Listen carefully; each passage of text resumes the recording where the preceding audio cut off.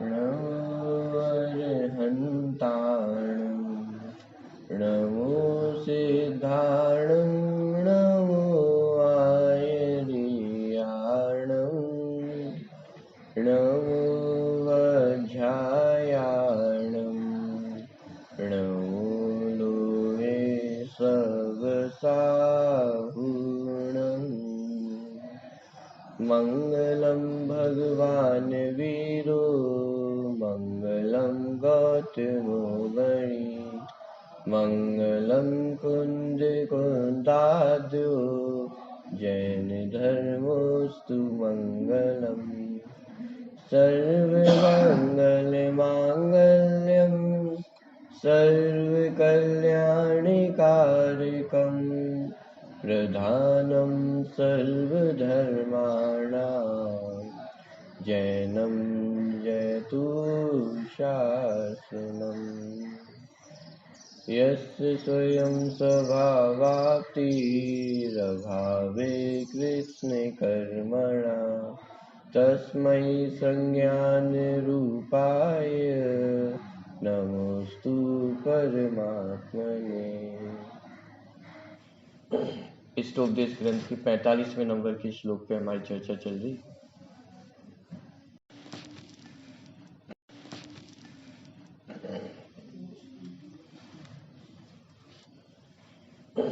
इष्टोपदेश ग्रंथ की 45वें नंबर के श्लोक पे हमारी चर्चा चल रही।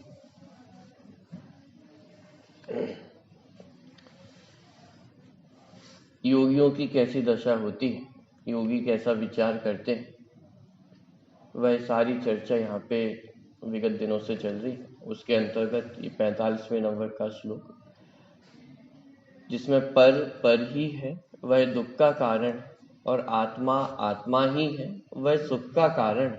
इसलिए महात्मा तो उस सुख को प्राप्त करने का उद्यम करते हैं। इस तरह की चर्चा इस 45वें नंबर के श्लोक में आई है।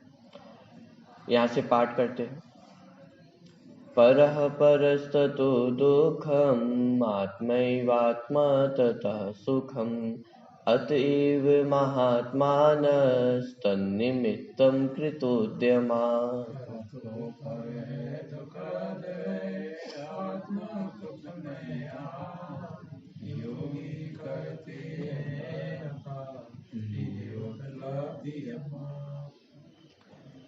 चलिए, कल टीका की चर्चा हमने प्रारंभ की थी।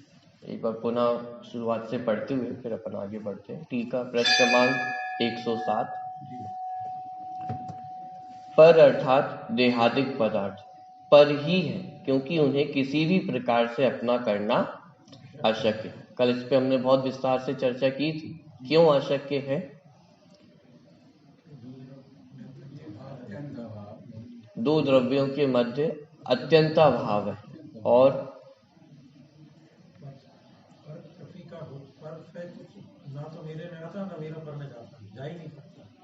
तो वही तो कारण पूछ रहे हैं। उसका कारण क्या है? एक गुण की चर्चा कल हमने की थी।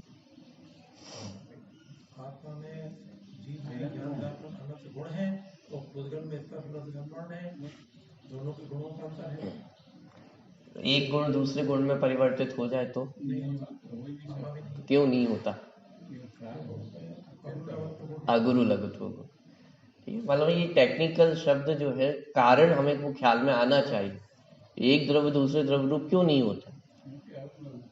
क्योंकि हर द्रव्य में ऐसी योग्यता है कि वो अपने स्वरूप को नहीं छोड़ता।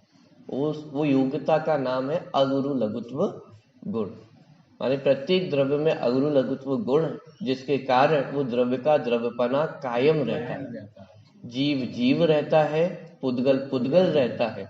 क्षयों के क्षयों द्रव्य, अरे अनंत द्रव्य अपने स्वरूप को नहीं छोड़ते। ठीक है, तो अगुरु लघुत्व गुण है, अत्यंता भाव है। मानी ये कुछ ऐसे कारण हैं जिनके कारण एक द्रव्य दूसरे द्रव्य रूप नहीं होता। पर अर्थात देहादिक पदार्थ पर ही है, क्योंकि उन्हें किसी भी प्रकार से अपना करना अशक्य है। ऐसा होने से उनका आत्मा में आरोप करने से, उन्हें आत्मा मानने से दुख ही होता है। कि अब जो आत्मा नहीं है उसे हम आत्मा मानते रहें तो उससे क्या होने वाला है? एकमात्र दुख की ही प्राप्ति होने वाली है, क्योंकि हमारे मानने से, हमारे आरोप कर देने मात्र से पुद्गल जीव नहीं हो जाता है और जीव पुद्गल नहीं हो जाता। तो उससे दुख ही होता है, क्योंकि उसके द्वारा, आरोप द्वारा दुख के कारणों की प्रवृत्ति होती है। कि आरोप करने से, माने पर द्रव्य में आत्मपने का आरोप करने से दुख के कारणों की प्रवृत्ति होती है। तो वे दुख के कारण कौन से हैं?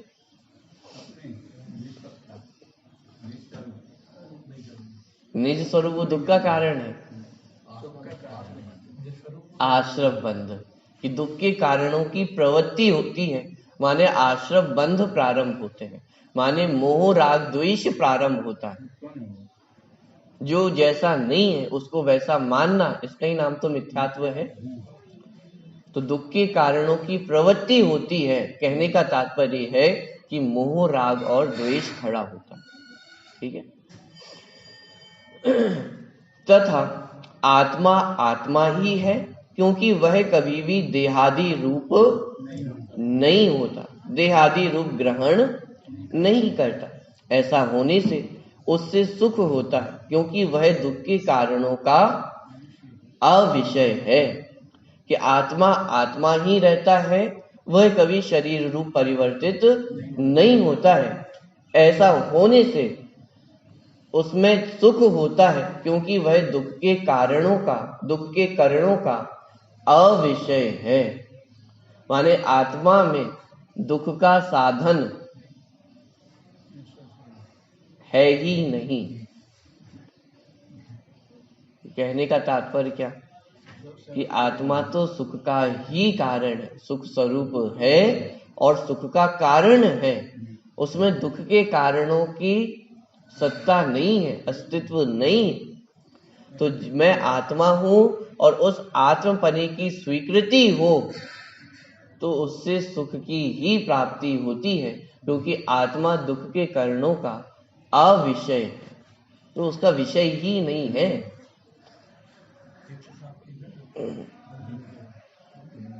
107 नंबर का प्रश्न, टीका चल रही। ऐसा होता है, इसलिए तीर्थंकर आदि महापुरुषों ने उसके लिए अर्थात आत्मार्थ उद्यम किया है। कैसा होता है? कैसा होता है जिस वजह से तीर्थंकरों ने आत्मा का उद्यम किया है?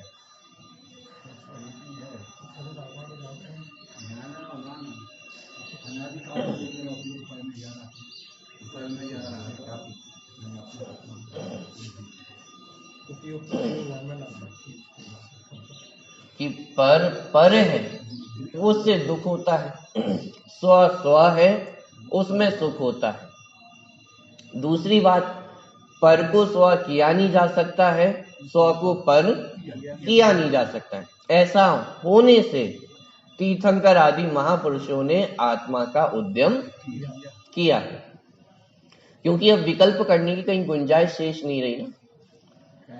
पर है, स्व स्व है, और एक दूसरे को एक दूसरे में परिवर्तित करना ये संभव है नहीं। तो इसलिए निर्विकल्प होगा कि अब कहीं कुछ करना शेष है नहीं, तो जो मैं हूं उसको वैसी की वैसी स्वीकृति की।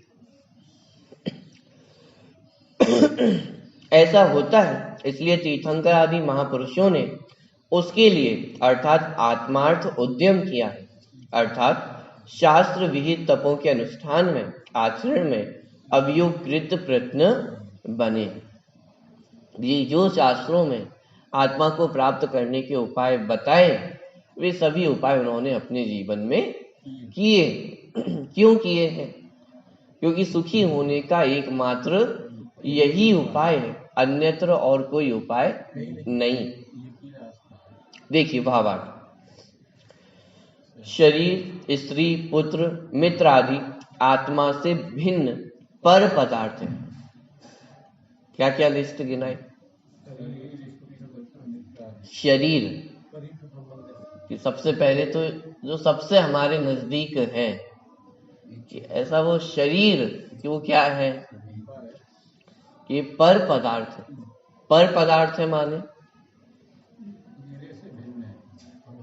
मेरे से भिन्न है, मेरे द्रव्य रूप नहीं है, द्रव्य रूप नहीं है। द्रव्य है, भिन्न द्रव्य है। अरे पर पदार्थ है अर्थात ये मैं नहीं हूं। कितना सीधा सरल है कि पर द्रव्य अर्थात ये मैं नहीं हूं। पर क्या दिया तो पर ही हो गया ना। तो ये मान्यता, ये बात सीधे हमारे क्लिक करनी चाहिए कि जिसे पर कह दिया है माने वो मैं नहीं हूं, मेरा कुछ भी उसमें नहीं है। शरीर, स्त्री, पुत्र, मित्र आदि आत्मा से भिन्न पर पदार्थ है। माने यहाँ पे सभी चेतन पर द्रव्यों को लिया है। ऐसा कहकर के अचेतन पर द्रव्य तो मेरे है ही नहीं। जिन चेतन पर द्रव्यों को हम अपना मानते हैं वो भी मेरे नहीं। सिर्फ स्त्री पुत्र आदि तो नहीं, लेकिन रुपए पैसे, मकान, गाड़ी, बंगला कि अरे जब चेतन द्रव्यों से भी भिन्नता की बात चल रही है, वहां अचेतन द्रव्यों की कोई गिनती है? अन्य चेतन भी मेरे हैं। देखिए, शरीर, स्त्री, पुत्र, मित्रादि आत्मा से भिन्न पर पदार्थ है। वे कभी आत्म रूप नहीं होते हैं, तो भी अज्ञानी उनमें आत्म बुद्धि करके उनके संयोग वियोग में सुख दुख की कल्पना करके दुखी होता है। कि मूलभूत जो भूल है वो क्या है कि जो अपना नहीं है उसे हम अपना मानते हैं। अब उसे हम अपना मानते हैं तो उसके लिए हम सब कुछ करने को तैयार होते हैं। लेकिन होता क्या है, सब कुछ भी कर लेंगे लेकिन उससे सुखी हो सकते हैं क्या? कि हमें लगता है जितना बाहर में परिग्रह इकट्ठा होता चला जाएगा उतने हम सुखी होते चले जाएंगे। लेकिन आज तक इतना अधिक परिग्रह इकट्ठा करके सुखी कौन हुआ है? तो उल्टा होता है, जितना अधिक परिग्रह इकट्ठा होता चला जाता है उतना दुख खड़ा होता चला जाता है, उतनी टेंशन खड़ी होती चली जाती है। अभी आपके पास जेब में 100 रुपए का नोट हो तो आपको कोई चिंता हो? कहीं भी चले जाएंगे, बेधड़क चले जाएंगे, क्या है? और 1 करोड़ रुपए आपके पास रखे हो तो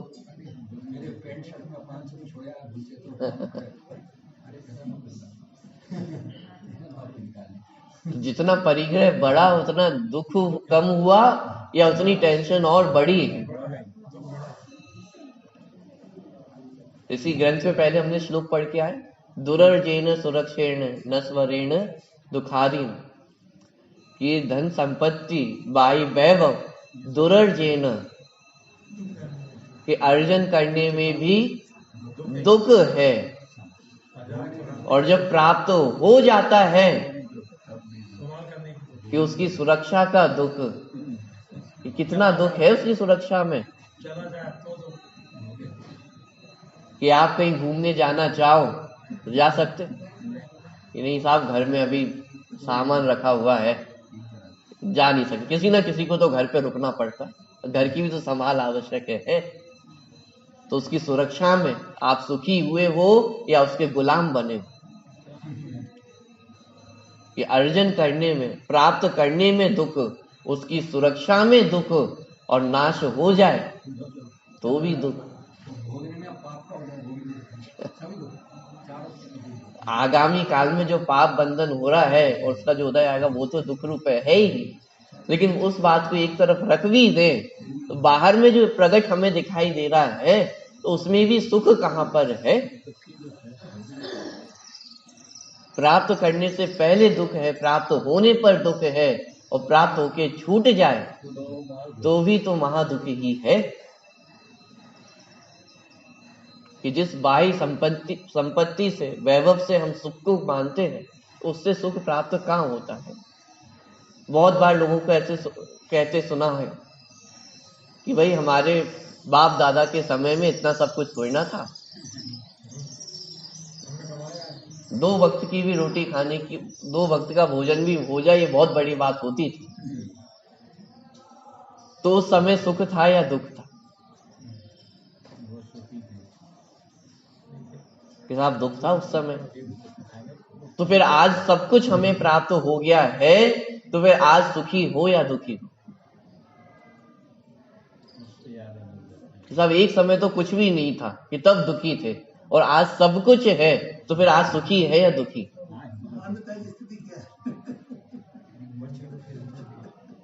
कि यदि आज भी दुखी है तो फिर इसका मतलब जो कुछ आज हमें प्राप्त है वो सुख का कारण नहीं है ना।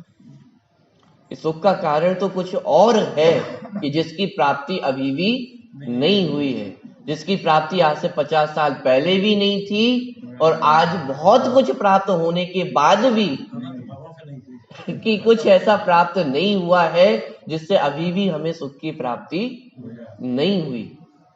तो वो कारण क्या है कि जो अपना है नहीं उसे जब तक अपना मानते रहेंगे वो तब तक सुख की प्राप्ति कैसे हो सकती? कि शरीर, स्त्री, पुत्र, मित्रादिक ये आत्मा से भिन्न पर पदार्थ हैं, वे कभी आत्म रूप नहीं होते।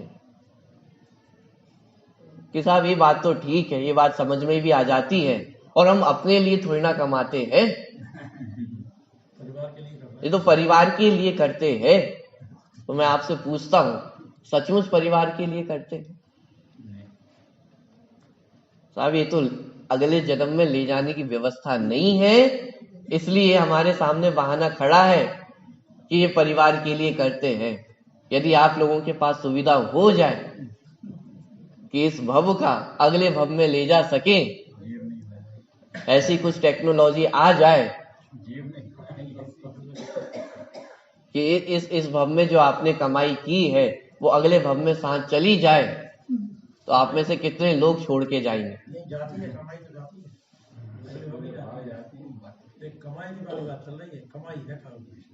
मैं तो अभी बाही वैभव की बात कर रहा हूँ कि वो ले जाने की भी यदि सुविधा हो जाए तो कितने लोग छोड़कर जाएंगे यहाँ पे।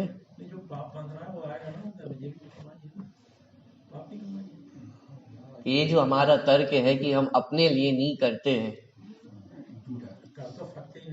कि परिवार के लिए करते हैं, कह रहे इसमें भी कितना दम है कि ले जा नहीं सकते हैं, तो ये बहाना हमारे सामने खड़ा हो गया है कि परिवार के लिए करते हैं। लेकिन बहुत गंभीरता से विचार किया जाए कि अभी हमारी सुख बुद्धि उसमें बैठी हुई है, हमारा कर्तापना उसमें बैठा हुआ है, इसलिए हम वो कार्य करते हैं। यदि वो छूट जाए तो वो कार्य कैसे बने? ये शरीर, स्त्री, पुत्र, मित्रादि आत्मा से भिन्न पर पदार्थ हैं, वे कभी आत्म रूप नहीं होते, तो भी अज्ञानी उनमें आत्म बुद्धि करके उनके संयोग वियोग में सुख दुख की कल्पना करके दुखी होता है। कि जो जैसा होना संभव नहीं है और उसको वैसा करने का प्रयास करेंगे तो अंतिम रिजल्ट क्या मिलने वाला है? दुख की ही प्राप्ति होने वाली है। वो पानी को कितना मथा जाए कि उसमें से घी की प्राप्ति हो जाए। कि नहीं साहब, इंसान चाहे तो क्या नहीं कर सकता है। यदि इंसान चाहे कुछ भी कर सकता है तो पानी में से घी निकाल सकते, निकाला जा सकता है। तो रेत में से तेल निकाला जा सकता है। कि अरे भाई जो चीज संभव नहीं है तो संभव नहीं है। ऐसे ही एक द्रव्य दूसरे द्रव्य का कुछ करता हो, उसका भोगता हो, तो ये भी संभव नहीं है। और जो चीज संभव नहीं है उसे अनादिकाल से हम संभव करने का प्रयास करते आए हैं। और यही हमारे दुख का मूल कारण है कि जो होना संभव नहीं है उसके पीछे हम दिन रात लगे हुए हैं। तो उससे हासिल क्या होने वाला है?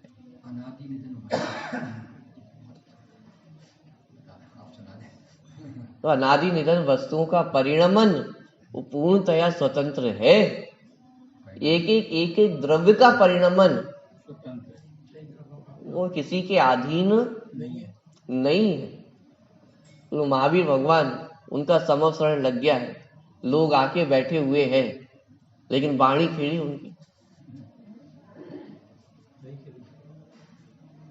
तो उनके अनंत वीर में कुछ कमी आई होगी, अनंत शक्ति में कुछ कमी आई होगी। सब महावीर भगवान अनंत चतुष्टय के धनी है, अनंत शक्तिशाली है, थोड़ी सी दिव्य ध्वनि नहीं खिला सकते थे? आ जाते गर्दन, गौतम गर्दन बाद में आ जाते, तो उससे पहले दिव्य ध्वनि क्यों नहीं खिली?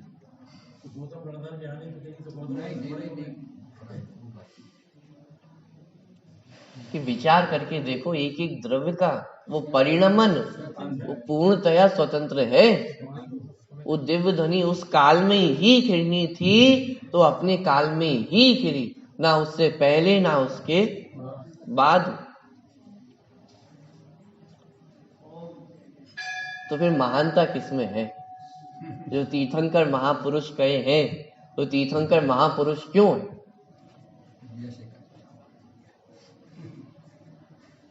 कि उन्होंने समय से पहले कुछ कार्य कर दिया इसलिए वे महान है, कुछ असंभव को संभव कर दिया हो इसलिए महान है। कि अरे उनकी महानता इसलिए है कि जो जैसा है उसको वैसा माना है। और ये असली महान कार्य है कि जो जैसा हो उसको वैसा मानना, उसकी वैसी स्वीकृति होना। और अनादि काल से हमें वही तो नहीं हुआ है। ये शरीर मैं नहीं हूं, लेकिन उसकी स्वीकृति अंदर में हुई या नहीं? ये महान कार्य है कि शरीर मैं नहीं हूं, इसके होने वाले सुख दुख वो मेरे सुख दुख नहीं है। इस बात की स्वीकृति होने का नाम महानता है। और जो इसको स्वीकार करते हैं वो महापुरुष कहलाते। तीर्थंकर क्यों महान है? महावीर भगवान क्यों महान है? क्योंकि साफ सर्वज्ञ है, दिव्य ध्वनि कीर्ति है, इसलिए महान है। कि अरे ये प्रकट क्यों हुए हैं? ये वीतरागता, सर्वज्ञता, हितोपदेशी पना, ये प्रकट क्यों हुआ उन्हें? क्योंकि जो जैसा है उसको वैसा माना है, उसकी वैसी स्वीकृति की है, तो ये सर्वज्ञता प्रकट हुई। सर्वज्ञता प्रकट हुई है इसलिए जैसा है वैसा माना हो।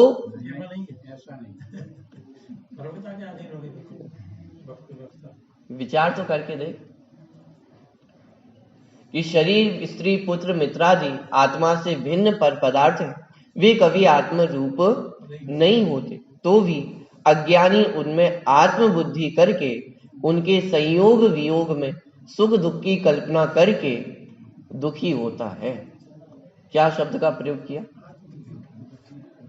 कल्पना करके दुखी होता है।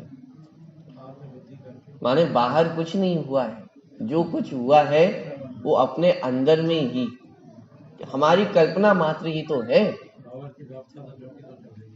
अब किसी को दुखी होना हो तो दुखी होने के लिए उसे क्या करना है?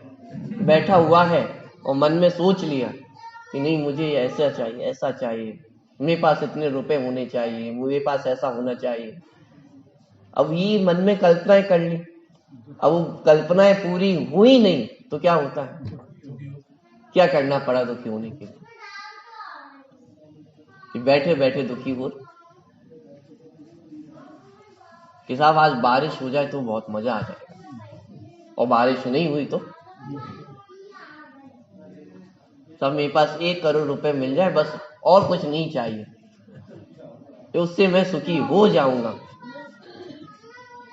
कल्पना करने के तो कुछ रुपए लगे नहीं, कल्पना तो हमने बहुत सारी कर ली। अब लेकिन जब वो कल्पनाएं पूरी नहीं हुई तो क्या होता है? वो दुख की प्राप्ति होती है। माने जितना भी ये हमारा दुख खड़ा हुआ है वो कहां पर है? कि वो हमारी कल्पनाओं में है।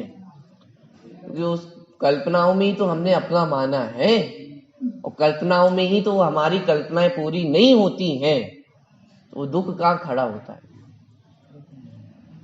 कि मैंने अपनी कल्पना में मान रखा है कि कोई व्यक्ति मेरी बात मान लेगा, अब उसने आपकी बात नहीं मानी तो क्या हो? कोई मेरी बात नहीं मानता है, कोई मेरी नहीं सुनता है, तो इसमें क्या दम है? किसने किसकी सुनी है? पंडित साहब का वाक्य है, हम इस चिंता में रहते हैं कि कोई मेरी नहीं सुनता है, कि कोई मेरी नहीं मानता है। अरे कोई आपकी नहीं मानता है कि आपने भी तो भगवान की नहीं मानी है। दूसरों की कमी तो हमें दिखाई देती है कि कोई मेरी नहीं सुनता है, तो आपने भगवान की सुनी क्या? अब हम कैसे आरोप लगा सकते हैं कि कोई मेरी नहीं सुनता है? क्या हम सुनने को तैयार है? क्या हम समझने को तैयार है? रोज स्वाध्याय में आते हैं, जिनवाणी का अध्ययन करते हैं, लेकिन वो जिनवाणी माँ की बातें सुनी क्या? उसको स्वीकार किया क्या कि नहीं ये बातें तो ठीक है, लेकिन मेरी कोई नहीं सुनता है। नहीं, ये बातें तो मंदिर तक है, मंदिर तक रहते हैं, घर में आराम नहीं। माने गंभीरता से विचार करने वाली बातें हैं कि जो कुछ भी हमारे दुख के कारण है वो हमारी कल्पना मात्र में है, वो दुख बाहर में नहीं, क्योंकि पर है और स्व स्व है, कि अपने तो अपने होते हैं और पराए पराए होते हैं। और उन परायों से यदि आप सुख की कल्पना करोगे तो अंत में हासिल तो दुख ही होने वाला है, सुख की प्राप्ति नहीं हो।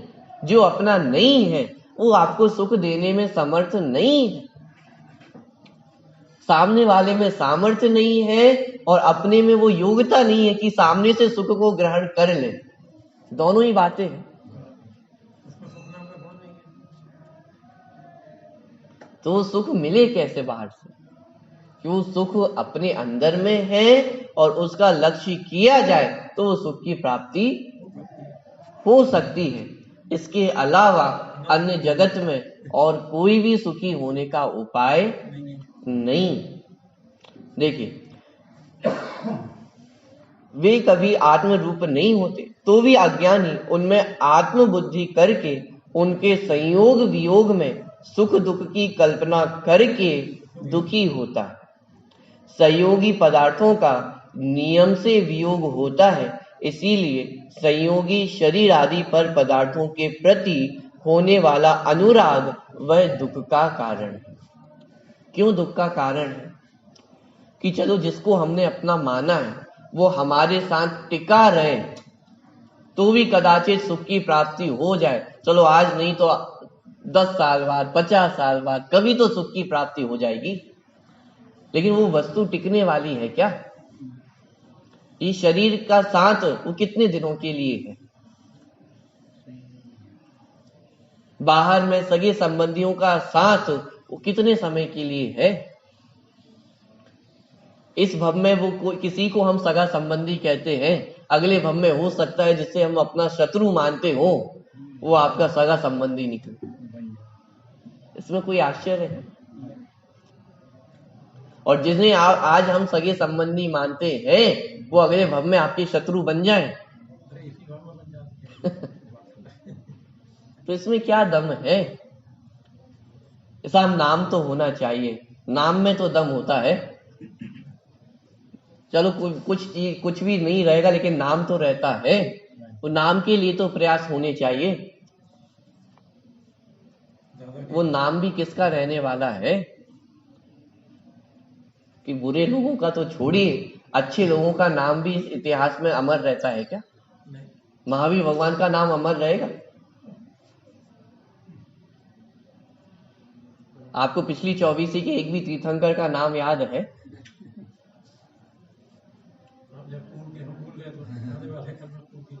तो हम ये कैसे भ्रम में रह सकते हैं कि आगे आने वाली पीढ़ी वो इस नाम को याद रखेगी? क्या दम है इस नाम में? तो नाम भी किसी का अमर रहने वाला नहीं है। अरे आश्चर्य की बात तो ये है कि मान लीजिए इस जन्म में वो आपका नाम कुछ खराब हो जाए और अगले भव में आप ही पैदा हो करके उस नाम को बुरा कहे। अरे वो व्यक्ति बहुत बुरा था, इतिहास में हमने पढ़ा है, तो पता चले वो इतिहास आपका ही था, तो इसमें कोई आश्चर्य है? माने जिस किसी चीज के लिए भी हम भागते हैं उसका निर्णय करना यह आवश्यक है कि वो स्व है या पर है।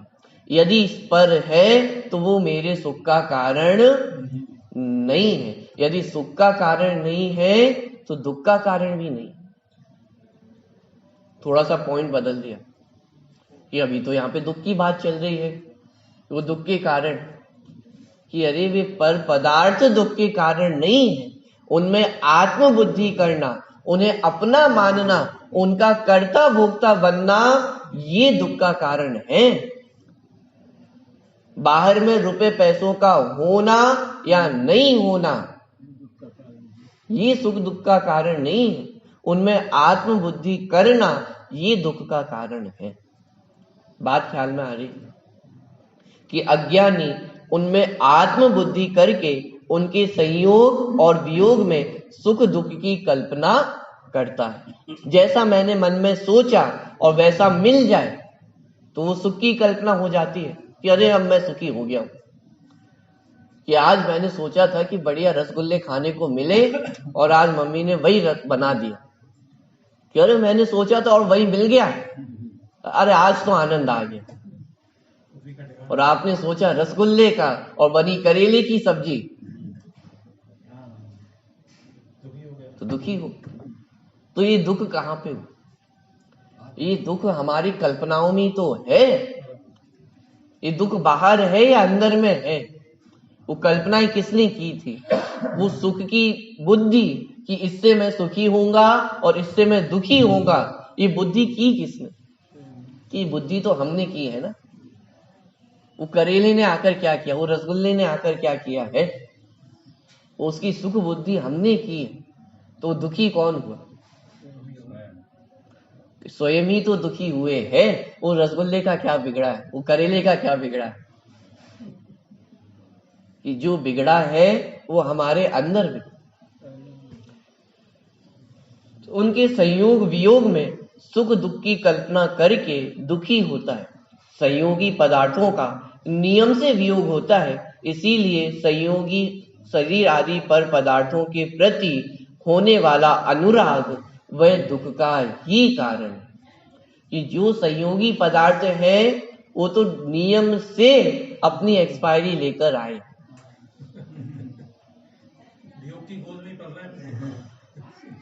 वो वियोग तो लिखाकर ही आए हैं ना, कि जिसका संयोग हुआ है उसका वियोग निश्चित है। इस शरीर का संयोग हुआ है तो इसकी एक्सपायरी निश्चित है या नहीं है? नहीं साहब दवाई ले लूंगा मैं अमर हो जाऊं। देव भी तो अमर होते हैं, अमर कहलाते हैं। अरे उनके शरीर का भी वियोग होता है।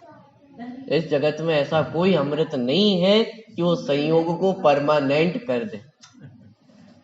तो संयोग का वियोग तो होने ही वाला है, और उस संयोगी वस्तु के प्रति यदि राग होगा, संयोगी वस्तु माने सरल भाषा में कहूं तो जो टेम्परेरी है, उस टेम्परेरी वस्तु के प्रति यदि अनुराग होगा, राग होगा, तो कितनी देर तक टिकेगा? अधिक से अधिक जब तक वो वस्तु है तब तक टिक सकता है, उसके बाद वो वस्तु तो चली जाएगी ना। और जब वो वस्तु चली जाएगी तो फिर हमारे हाथों में क्या बचे? देखो वस्तु व्यवस्था का ज्ञान, ये जानकारी तो आपको एक ना एक दिन होनी ही वाली। यदि ये वस्तु व्यवस्था आपको जानकारी कराएगी तो उस समय आपको पछतावा होगा, आपको दुख होगा। तो वस्तु स्वरूप आपको खुद वो जानकारी कराए, उससे पहले अच्छा है कि हम स्वयं उस वस्तु स्वरूप को समझ लें। स्वयं ने उस वस्तु स्वरूप को समझ लिया तो वीतरागता प्रकट हो सकती है, समता प्रकट हो सकती है। लेकिन जिस दिन ये दुनिया हमें वस्तु स्वरूप का ज्ञान कराएगी, तो उस दिन हाथों में, आपके हाथों में मात्र दुखी होने के अलावा और कुछ शेष नहीं रहे। ये शरीर, पैसे, धन दौलत आदि कुछ भी मेरे नहीं है, ये बात तो एकदम नक्की है। लेकिन ये बात यदि वो मृत्यु की शैया पे हमें समझ में आएगी तो उस समय मात्र पछतावा हमें रह जाएगा कि अरे जीवन भर हमने इसमें लगा दिया, क्या हासिल हुआ, क्या हम ले जा सकते हैं। ये बातें कहने वाले वो अंतिम समय में कम है। हर कोई ये बातें करता है अंतिम समय में कि अरे जिंदगी भर इसके पीछे दौड़ते रहे, दौड़ धूप लगी रही, लेकिन क्या हासिल हुआ। लेकिन ये बातें जो उस समय समझ में आई हैं, वो यदि अभी समझ लें तो सुखी हुआ जा सकता है, नहीं हुआ जा सकता। उस समय वो बातें समझ में आती हैं तो और संक्लेश परिणाम होते हैं, खेद खिन्न होते हैं कि अरे जीवन भर पूरा ऐसे ही चला गया है, क्या हासिल हुआ। लेकिन उसी का विचार अभी कर ले तो साहब अभी तो फुर्सत नहीं है, अभी तो सांस लेने की फुर्सत नहीं है, सुबह से रात कब हो जाती है पता नहीं चलता है, और आप बोल रहे हो इसका विचार करें। समय तो मिले विचार करने का।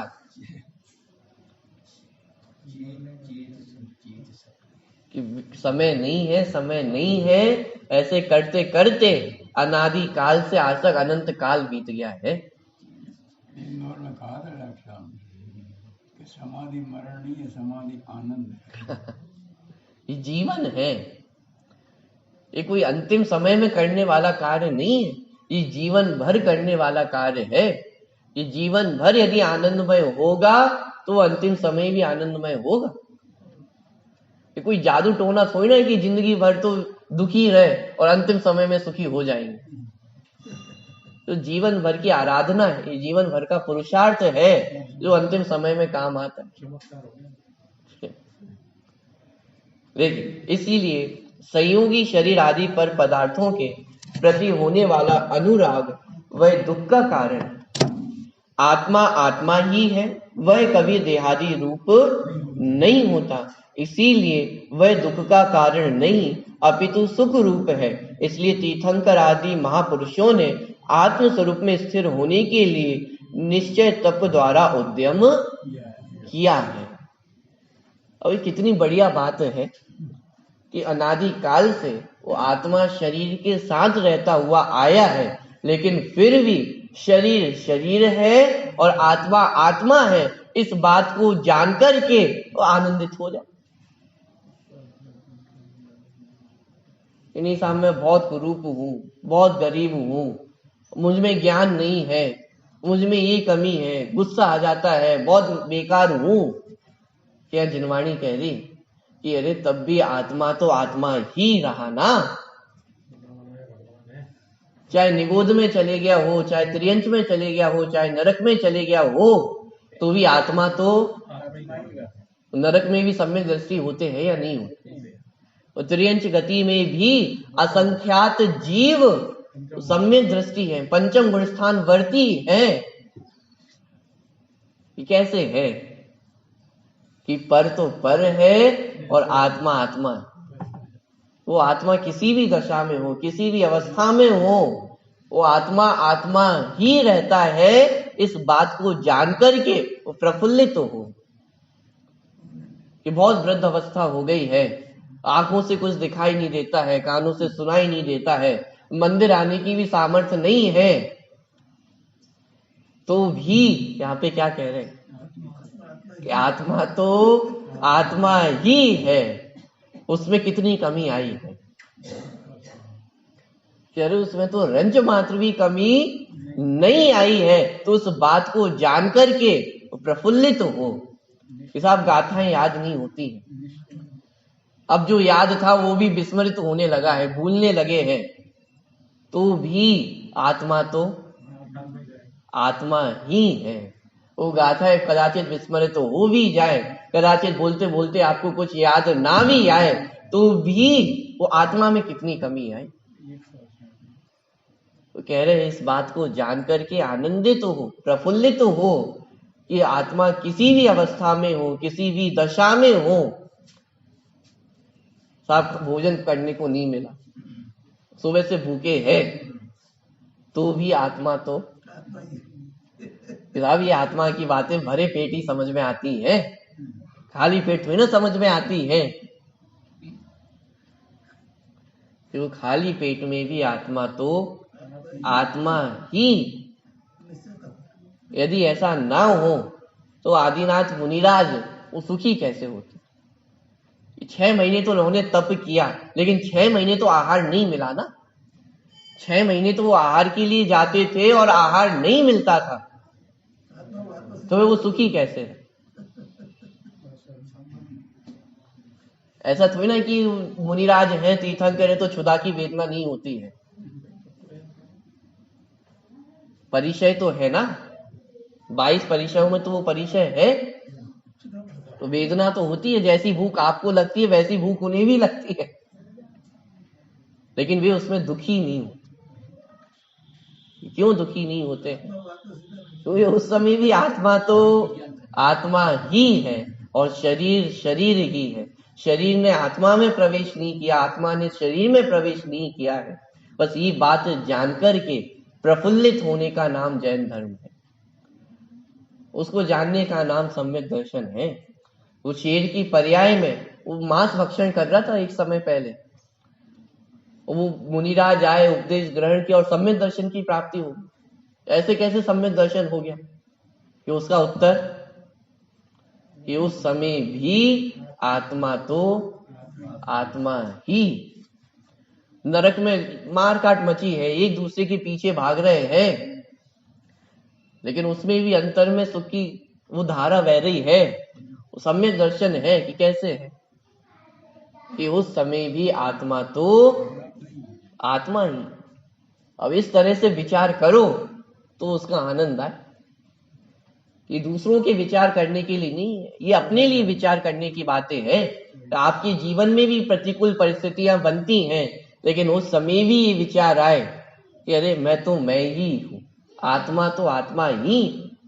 कितनी प्रतिकूल परिस्थिति आ जाए, हम सतियों की कथाएं पढ़ते हैं, वो सतियों ने इतनी प्रतिकूल परिस्थितियों में भी वो समता कैसे धारण की? कि अरे उस समय भी आत्मा तो आत्मा ही है। यही एकमात्र आधार है सुखी होने का। इसके अलावा अन्य कोई उपाय सुखी होने का नहीं है। कि नहीं साहब उनकी तो वो देवता गण आके भी रक्षा कर लेते थे इसलिए वो सुखी रह जाती थी। कि अरे उस समय भी वो अपने आप को आत्मा देखती थी, इसलिए देवता गण भी आकर के उनकी रक्षा करते हैं। देवता गण आके रक्षा करते हैं इसलिए सुखी होते हो, ऐसा नहीं। बात ख्याल में आ रही? वो सीता जी ने अग्नि परीक्षा दी तो वो तो सफल हो गई, इसलिए सुखी है। कि अरे अपने आप को आत्मा अनुभवती थी इसलिए वो अग्नि परीक्षा सफल हुई। बात ख्याल में आ रही? कि परिस्थितियां कैसी भी हो, कि उसमें एक ही मंत्र है कि आत्मा तो आत्मा ही। कितना बढ़िया सूत्र यहाँ पे दिया है कि परा परस ततो, कि पर तो पर है और आत्मा आत्मा एव, कि आत्मा आत्मा ही है और उसमें सुख होता है। महान लोगों ने भी यही कार्य किया है और हमें भी यदि महान बनना हो तो क्या करना है?